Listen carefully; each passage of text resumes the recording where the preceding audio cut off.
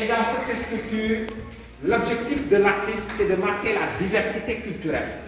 Et quand nous parlons de diversité culturelle, il a essayé de créer une famille sénégalaise à travers quelques groupes ethniques du Sénégal. Ce qu'il faut retenir, au Sénégal, on compte plusieurs groupes ethniques. Mais l'artiste ici, il a représenté quelques groupes en guise d'exemple. Parmi ces groupes représentés par l'artiste, vous avez les lutteurs qui représentent les Sérères. Ici, vous avez deux femmes, Jola. Elles sont dans des rites de fécondité. C'est une femme qui s'est mariée. Plusieurs années, elle n'a pas eu d'enfant. Elle retourne au bercail pour demander la bénédiction chez les parents. Là, vous avez deux personnes Jola qui vont au bois sacré. Cérémonie d'initiation chez les Jola. Voici le berger Peul. Voici le balam avec son balafon. Celui qui a la cora, c'est le mandé. Celui qui a le masque au visage, c'est le Bassari. Donc la famille est composée de Bassari, Mandé, Jola, Peul, Balam et Serre. Et voici le chef de famille, ou le sage du village. C'est une famille et le chef, il est là. De l'autre côté derrière, il nous présente d'autres personnages qui nous semblent un peu bizarres. Là, ils sont nommés les hommes du futur. Pourquoi il là? Le chef de famille, il est anonyme. Il n'appartient pas à un groupe ethnique. Oui. Et là, il a représenté les hommes du futur. L'homme du futur que nous avons là, c'est une question que pose l'artiste. La question, c'est de savoir que serait l'homme du futur. Est-ce que l'évolution de la science, par exemple la technologie, des organismes génétiquement modifiés, n'auront pas impacté génétiquement l'être humain jusqu'à avoir une morphologie différente de celle qu'on a aujourd'hui? Donc, il a créé les hommes du futur, c'est-à-dire les victimes de toute évolution. Victimes de l'évolution de la science, la médecine, la technologie. Les organismes génétiquement modifiés et autres. Voilà donc, sont nommés les hommes du futur ou les victimes, et de l'autre côté, les groupes ethniques. Pour la matière, l'artiste il préfère garder le secret pour lui. Il n'a pas dévoilé la matière qu'il a utilisée pour fabriquer. C'est ce que nous avons ici. Maintenant, c'est l'occasion de faire le tour dans 2 minutes. On passe à l'étape suivante. Voilà. Les autres peuvent continuer jusque là-bas. Là, c'est le salon d'honneur. Le salon d'honneur, c'était là où l'ancien président Maître Abdoulaye Wade avait reçu ses homologues et invités. Je vous signale bien que le jour de l'inauguration du monument de la Renaissance africaine, c'était le samedi 3 avril 2010. Et Maître Abdoulaye Wade avait reçu 19 chefs d'État à tour de rôle dans ce salon. Il les a reçus un à un. Sa place, c'était là-bas. Et chaque président qui rentrait, il occupait une place qui lui convenait. Le salon est fait par une styliste sénégalaise, Aïcha Diop, qui a confectionné le salon.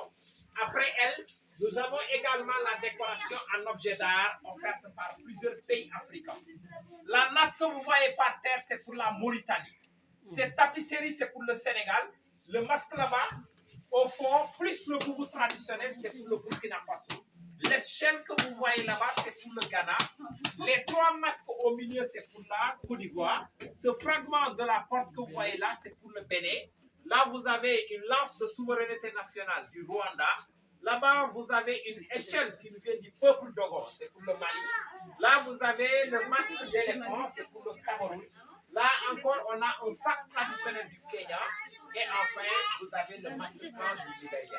Donc, la décoration, elle est collective pour montrer l'unité, le partage, la fraternité. Ceci dit, bien vrai que le monument est ici au Sénégal, mais l'idée de la Renaissance africaine est collective et elle est partagée. Donc, c'est pour toute l'Afrique. Merci. Les pays qui n'ont pas un cadeau. Bon, les pays qui n'ont pas un cadeau, ce n'est pas de manière arbitraire qu'ils l'ont fait. C'est-à-dire qu'ils ont laissé libre choix au pays. Donc, maintenant, d'amener des cadeaux, voilà, ils viennent petit à petit. Et si je donne un exemple, la Côte d'Ivoire, son cadeau n'a même pas fait 1 an ici. Le Cameroun vient de faire 1 an, alors que le monument a fait plus de 10 ans. Voilà, donc ils amènent. Et ça se passe par voie diplomatique. Là, c'est le 3e étage. Vous avez ici un trône. Le trône, c'est le cadeau de l'Angola. Vous avez la place du roi et la reine. L'Angola a donné ce cadeau, comme les autres pays qu'on a cités tout à l'heure, n'est-ce pas? Atepa Goudiaby, Et enfin, la construction de ce monument a été faite par une compagnie nord-coréenne. Le monument a été construit à l'intervalle de 2 ans, c'est de 2008 jusqu'en 2010. Le budget qui a été engagé pour construire le monument, c'est 12 milliards de francs CFA. La matière utilisée pour construire le monument, c'est du cuivre pour les 3 personnages et en béton armé pour le socle, c'est-à-dire le cuivre. C'est l'enfant, la maman et la dame. Autant pour moi, la dame et l'homme. Vous avez l'enfant qui pèse 20 tonnes à lui seul. La maman 70 tonnes. Et le papa il pèse 100 tonnes. Je recommence. L'enfant 20 tonnes. La maman 70 tonnes. Et le papa 100 tonnes, ce qui fait 190 tonnes. Ils sont en cuivre. La grosse pierre, le socle qui supporte la statue, c'est du béton armé.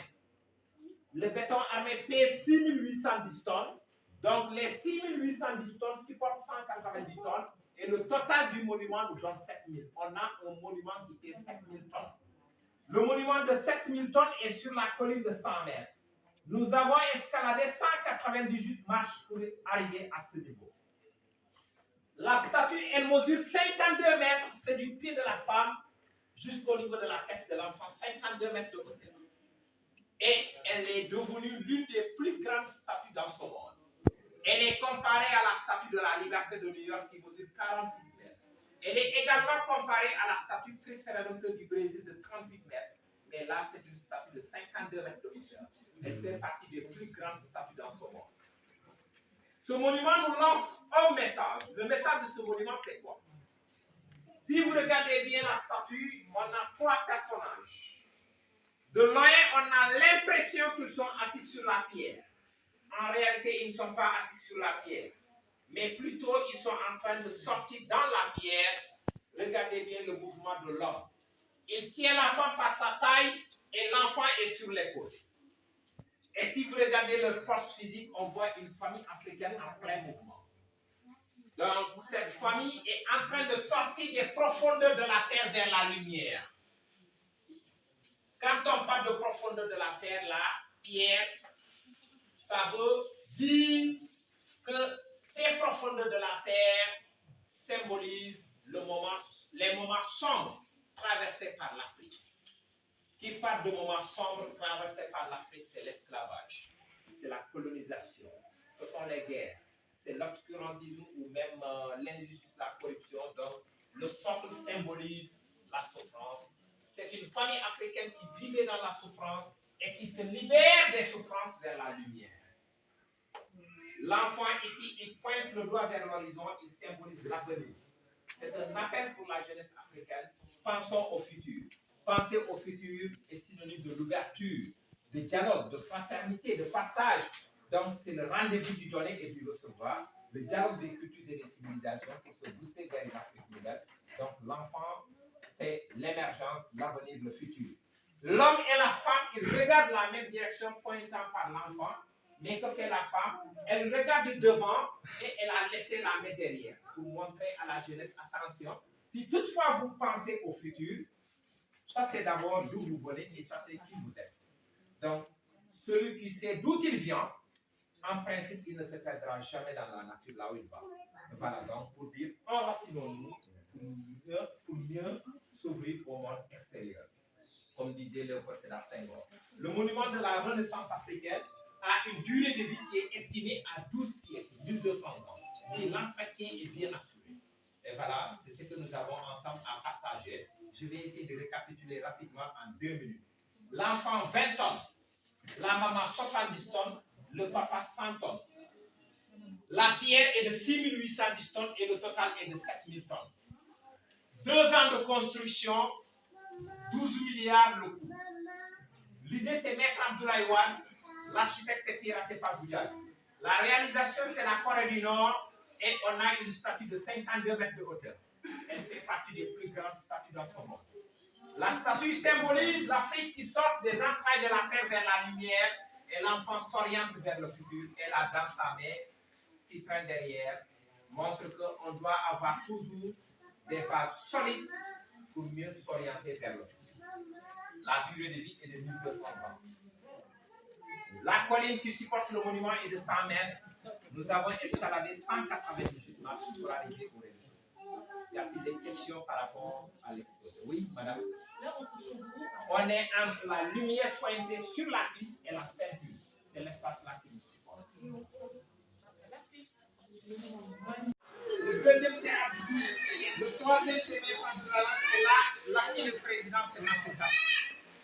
À côté ici, vous avez deux Afro-Américains, Martin Luther King et Barack Obama. I have a dream pour Martin Luther King.